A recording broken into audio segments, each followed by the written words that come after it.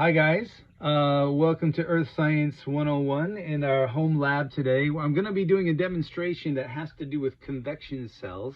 And so convection cells can happen in all kinds of places. And of course this convection cell experiment we're going to do applies directly to what we're learning about with the weather. And so this is going to be like a model of the atmosphere.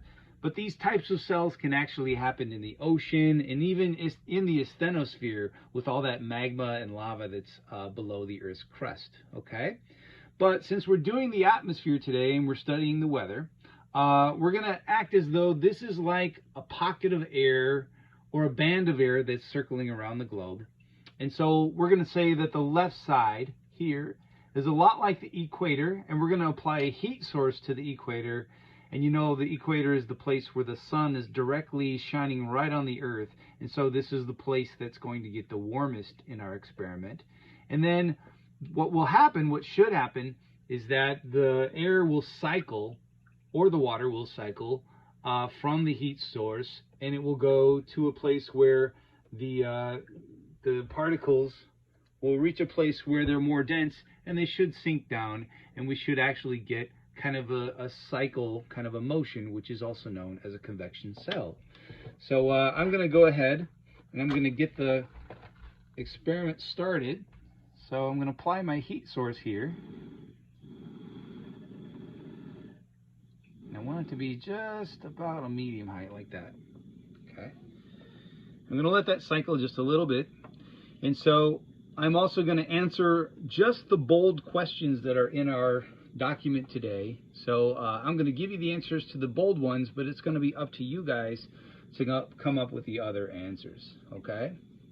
So this experiment is running pretty well. I'm going to let it heat a little bit more before I add another ingredient to this experiment, but I'll go ahead and I'll answer questions number 1 and 2. Question 1, what latitude does the left side represent? And this is the side with all the heat, where the sun would be directly shining on the Earth. So this side is like the equator, or 0 degrees. And then which side, or what latitude does the right side represent? And this would be like the 30 degree mark, where the air would eventually reach a point where it's just going to cycle back down. Okay? So there's 1 and 2. Number 1 is equator, or 0 degrees. And number 2 is 30 degrees. I'm going to go ahead then and I'm going to add a little food coloring to show the cycling of this experiment.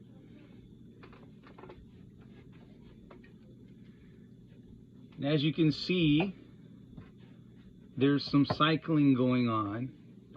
And this again is a convection cell, where the place where the heat source is where the particles are rising up, and then the place where things kind of cool down is where things are sinking.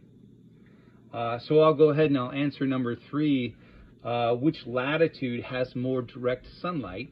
And in this case it would be 0 degrees, or the left side, also known as the equator in our experiment. I'll skip down to number 8, which latitude has more particles expanding? And that again would be the 0 degree place. In the equator, that's where we have a lot of particles expanding and spreading apart. Just for fun, I'm going to add a little bit more of a different color of food coloring. A few drops here. There we go. And so then I'll do number 9, which latitude has more particles contracting? And as you can see, as the water or the air reaches a certain point, it will sink back down, and this is where the particles are contracting and becoming more dense like that. And then number 12, which latitude shows less density? That would be the 0 degree latitude, where things are expanding and becoming less dense.